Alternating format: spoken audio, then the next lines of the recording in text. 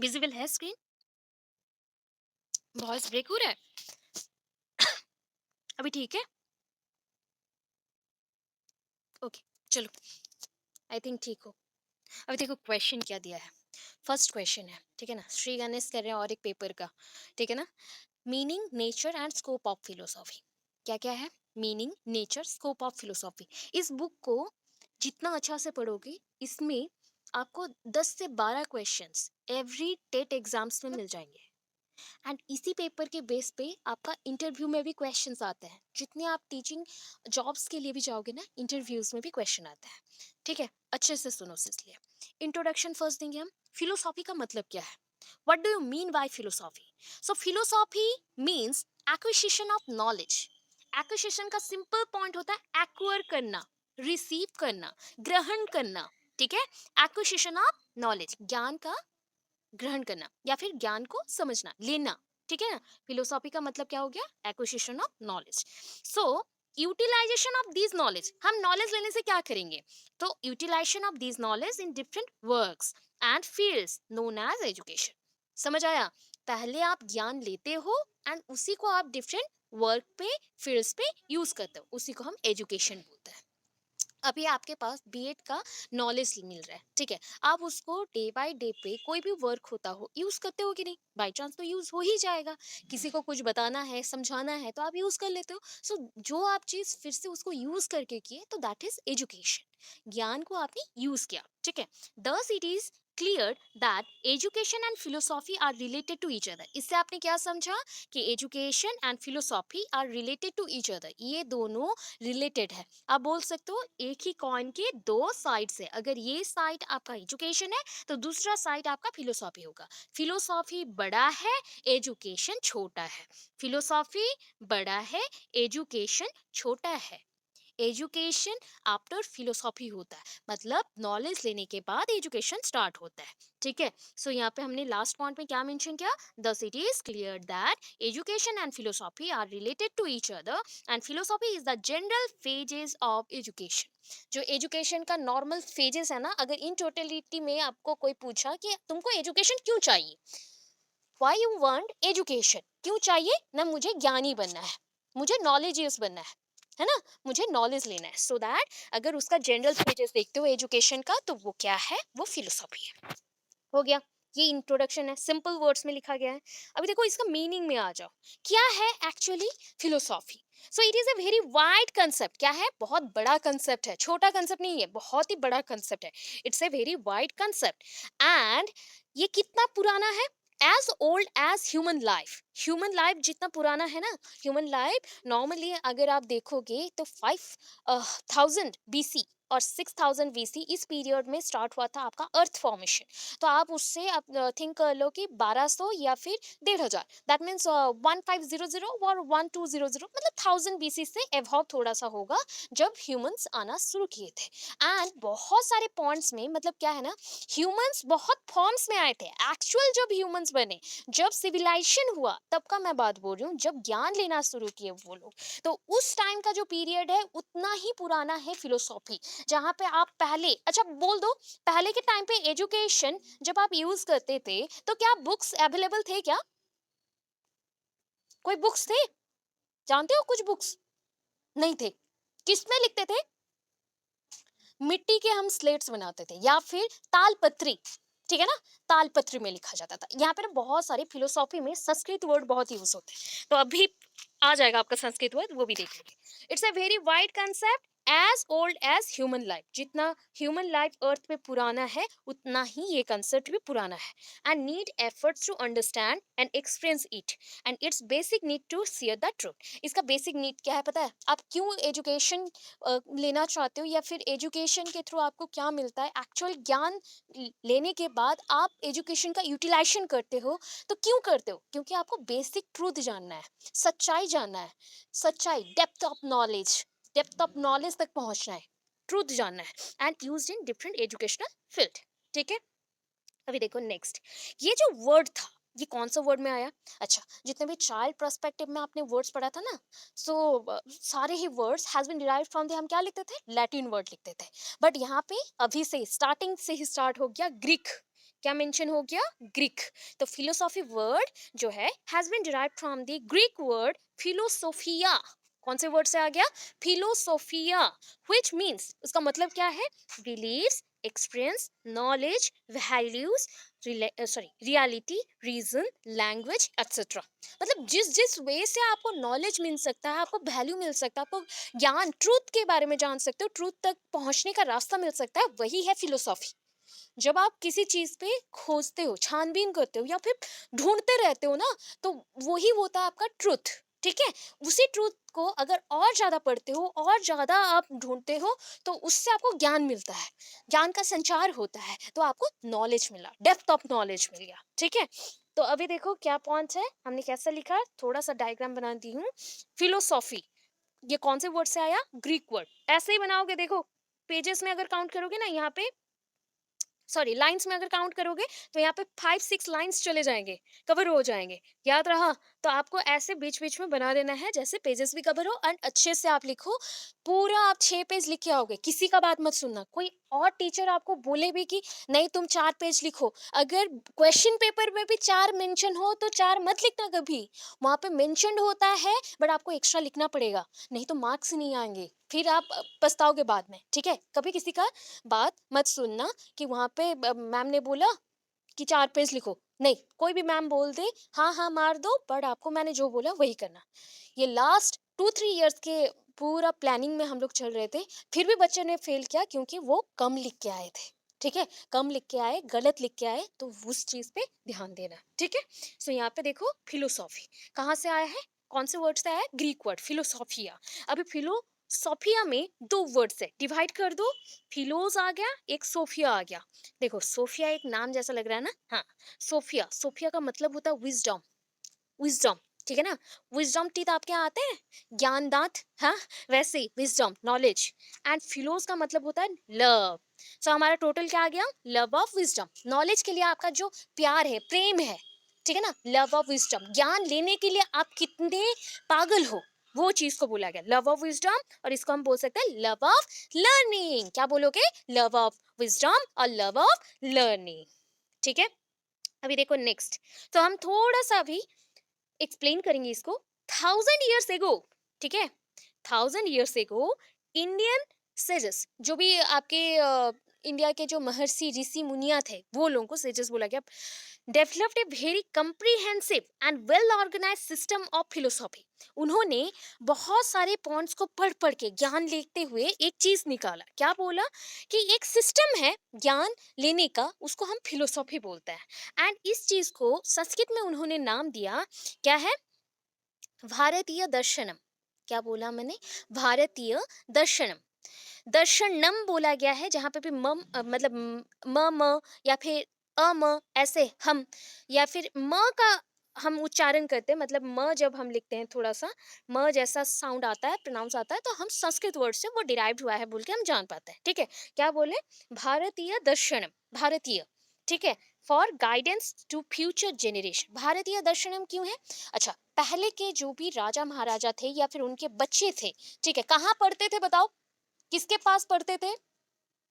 कहाँ जाके पढ़ते थे? रामायण महाभारत में कौन से सिस्टम में वो पढ़ाई करते थे बताओ? जानते हो आप लोग? क्या पढ़ते थे? फटाफट बोलो। हाँ, तो उस टाइम के स्कूल्स को हम क्या बोलते हैं? कौन से विद्यालय बोलते हैं? बताओ। 2 नाम है। गुरुकुल, और एक है। गुरुकुल से पहले आया था। बोलो, बोलो। पासो, वेदास पढ़ते हैं। क्या आएगा नाम? मैं हिंट दे रही हूँ। वैदिक, वैदिक एजुकेशन, है ना? तो वैदिक, वैदिक जो वर्ड आया, वेदास से आया। ठीक है ना? वेदा पढ़ते थे, तो वहां से आया कि उनका जो आश्रम था, वैदिक आश्रम था। ठीक है ना?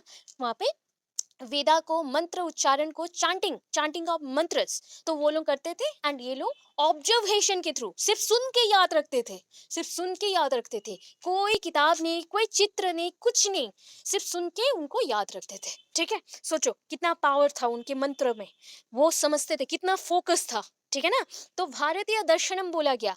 भारत के नेक्स्ट जेनरेशंस को आप आगे ले जाना चाहते हो, तो पहले जो हुआ है वहां से स्टार्ट करना है, उस ज्ञान से आरंभ करना है, तो दैट इज कॉल्ड भारतीय दर्शनम।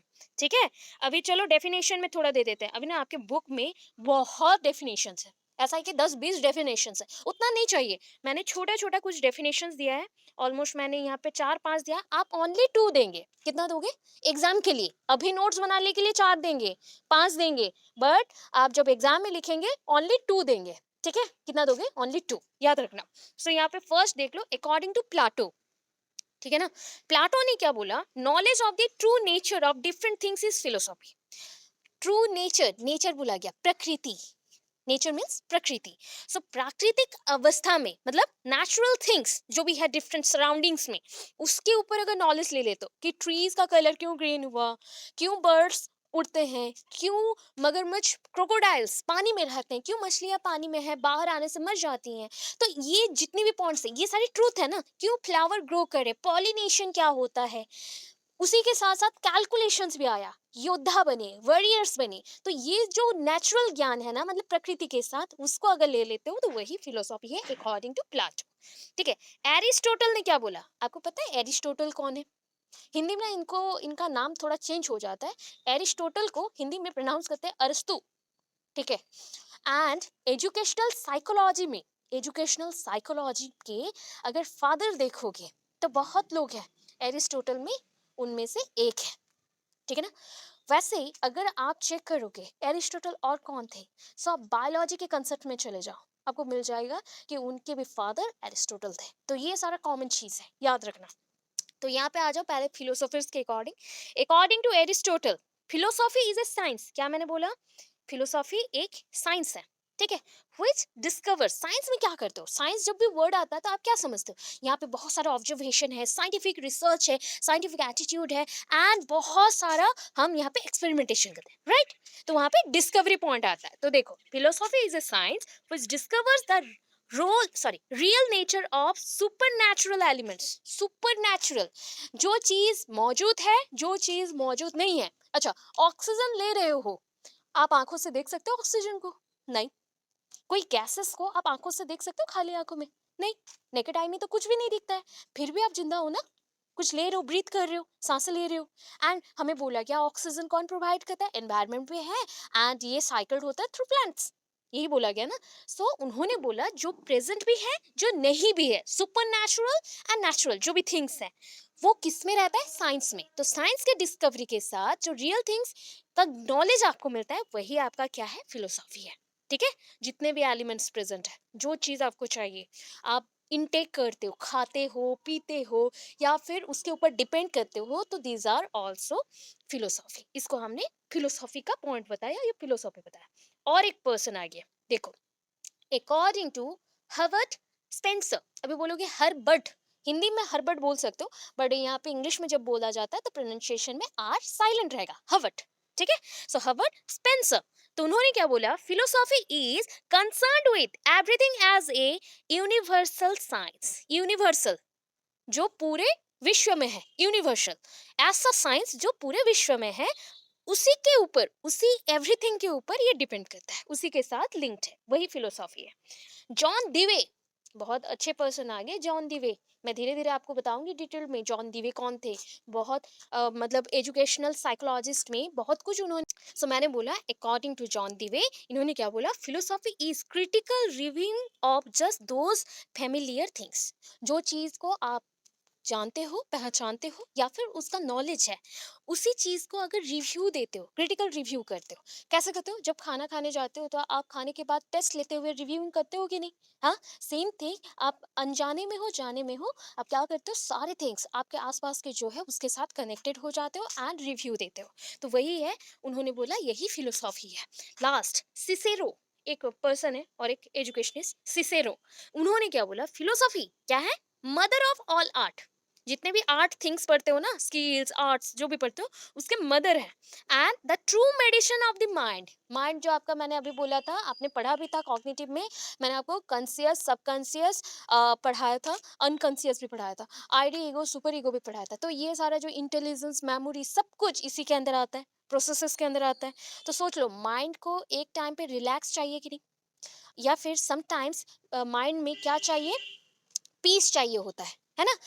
इन्फॉर्मेशन तो चाहिए बट ट्रूथ के साथ जो कि आपको शांति दे, तो वही चीज होता है माइंड का मेडिसिन, ठीक है?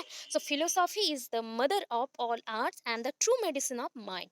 माइंड को जो पीस दे तो that is called knowledge. Knowledge आपको पीस देता है, ट्रूथ देता है, तो उसको उन्होंने फिलोसॉफी बोला। तो एनी टू जो आपको इजी लग रहा है, एनी टू आप एग्जाम में लिखेंगे। बाकी अभी के नोट्स के लिए ये 5 इंपॉर्टेंट है, आप लिख के रख दोगे, ठीक है?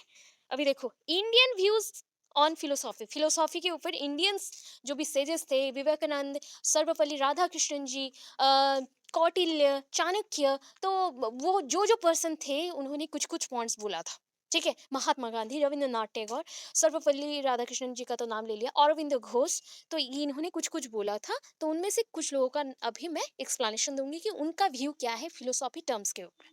सो अकॉर्डिंग टू इंडियन व्यू के according philosophy has been derived from Sanskrit word. मैं पहले ही बोल चुकी हूँ कि फिलोसॉफी कहाँ से आया है, इसका पूरा कंसेप्ट संस्कृत से आया है। तो वहाँ पे पहले वर्ड में क्या पढ़े थे, भारतीय दर्शनम। भारत के नेक्स्ट जनरेशन को आपको रास्ता दिखाना है, तो इसलिए जो फिलोसॉफी और नॉलेज चाहिए वो हमें जनरेशन आफ्टर जनरेशन पास करना है, इतना बताया था। अभी देखो दर्शनम आ गया। दर्शनम मतलब क्या है, खुद को देखना। कभी आपने खुद को देखा है जब आप तैयार होते हो ऑफिस के लिए, स्कूल के लिए, या घर पे कोई प्रोग्राम है, या खुद ऐसे ही नहा धो के जब तैयार होते हो, है ना? अच्छे से कभी देखा है खुद को? नहीं देखा। खुद को कभी झांक के देखा है आपके अंदर क्या चल रहा है? You are very critical. आप बहुत क्रिटिकल हो, यू आर वेरी कॉम्प्लेक्स हो, sometime you are very simple. तो आप कॉम्प्लेक्स भी हो, सिंपल भी हो, कभी कभी बहुत एंग्री भी हो। तो ये जो चीजें हैं ना, सोचो आपके अंदर कोई फीलिंग्स नहीं रहता, कोई थॉट्स नहीं है, कोई फिलोसॉफी ही नहीं है, ज्ञान है ही नहीं, तो आप कुछ करते क्या? कोई फीलिंग्स को शो करते नहीं। तो इसीलिए दर्शनम वर्ड का यूज हुआ यहाँ पे। क्या है? Indian view on philosophy. इन्होंने बोला कि ये वर्ड आया है संस्कृत से, एंड संस्कृत में इसको लिखा गया दर्शनम, व्हिच मींस सीइंग और realisation of the self truth. आपका सेल्फ ट्रूथ, आपके अंदर कितना सच्चाई है, आप कितने सच्चे हो, उसका अगर ज्ञान प्राप्ति कर लेते हो तो that is called philosophy, that is the truth, that is the truth, ठीक है? और परसेप्शन ऑफ ट्रूथ। तो इसको संस्कृत में क्या बोला गया? आत्मा व आरे द्रष्टाभ्य। आत्मा व आरे द्रष्टाभ्य। खुद के सोल को समझ लो, खुद के अंदर सेल्फ ट्रूथ को देख लो, सेल्फ रियलाइजेशन कर लो। So that is called see the self. उसको हम बोलते हैं सी द सेल्फ। खुद को समझ लो। सेल्फ मतलब और क्या है आपके अंदर, और क्या है? अगर खून अगर हटा दो, हड्डियों को हटा दो, स्केलेटन को हटा दो, तो और क्या है? सोल, है ना? सोल, सोल के साथ कुछ मिला जुला फीलिंग्स हैं, एंड वही आप सो करते हो सबके साथ, है ना? उसी के लिए रोते हो, हंसते हो, गाते हो, सब कुछ करते हो। सो दैट इज आत्मा व आर्य द्रष्टाभ्य, ठीक है ना? आपके बुक में भी यही मेंशन है। So Indian philosophy was Vedas. पूरा अगर इंडिया के फिलोसॉफी को देखो, इसलिए मैंने स्टार्ट किया था गुरुकुल से भी पहले, जब आया था सब कुछ पढ़ने का मौका मिला, तो वो है वेदा। वेदा बहुत पुराना है। अच्छा मुझे एक पॉइंट बता दीजिए कि कितने वेदास हैं आपके पास? 4, है ना? 4 वेदास हैं। सबसे पुराना वेदा कौन है? वेदा मतलब वेद, हाँ, वेद कौन है? सबसे पुराना, ओल्डेस्ट, ऋग्वेद, ठीक है? ऋग्वेद सबसे ओल्ड है, ठीक है ना? तो आपके कौन से वेद है? ऋग्वेद, यजुर्वेद, और क्या है? अथर्ववेद, सम। ये हो गए 4। हाँ, बस।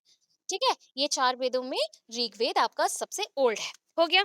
तो देखो इंडियन फिलॉसफी वाज़ वेदास। अभी यहाँ पे कुछ डेफिनेशन और एक्स्ट्रा होगा, बिकॉज़ यहाँ पे मीनिंग और डेफिनेशन पे ही फोकस किया गया है फर्स्ट क्वेश्चन में, डिटेल समझने के लिए फिलॉसफी को। तो अकॉर्डिंग टू मनु, ठीक है ना? According to Manu, philosophy is सम्यक दर्शनम। सम्यक मतलब क्या है? इन टोटलिटी, समग्र। समझ आ रहा है? पूरा संस्कृत वर्ड आया है, सम्यक, टोटल।